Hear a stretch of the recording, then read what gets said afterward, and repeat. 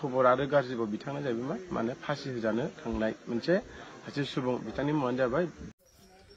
रायजोफोर फुंबिलिनि बयनिसिमबो गोजोन हामलायनायखौ जासिबाय मानोना बे समाव नोंथांमोननि थाखाय मोनसे गोनां आपडेट लानानै फैदों मानोना दिनैनि दिनाव जों बयबो मिन्थिगौ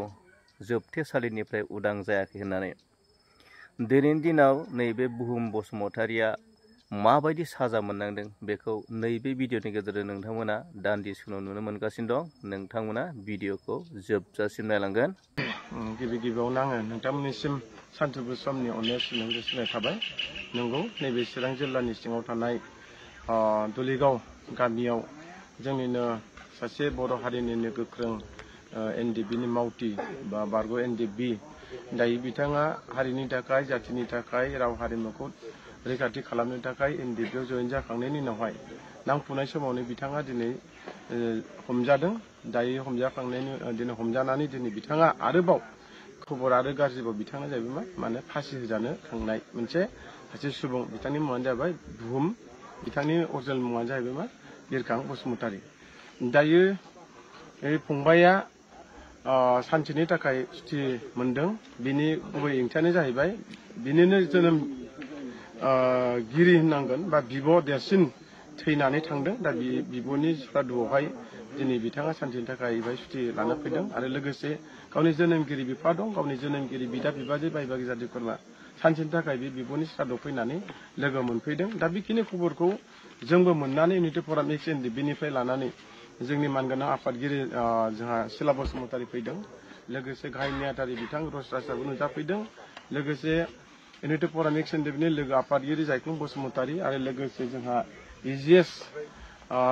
मिरुनि सेक्रेटारि फंबाय मोनाबिलिबो दंफैयो आरो बेजों लोगोसे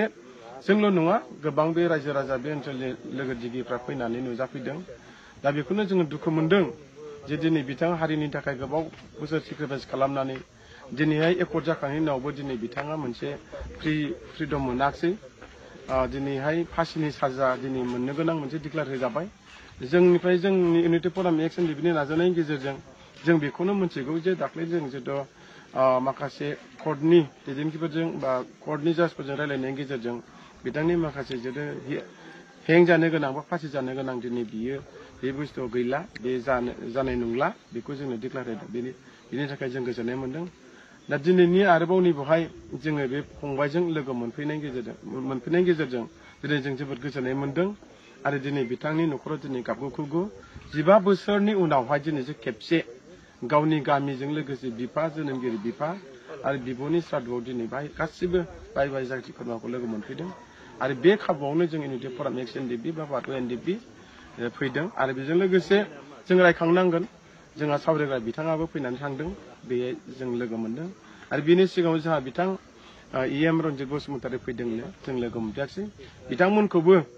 बिथांनि सानसेनि थाखाय फैनायाव सुथि लाना फैनायाव नुजाफैनायनि थाखाय जोंबो गोजोननाय बावहरदों बिथांमोना दिनै हाजारब्लाबो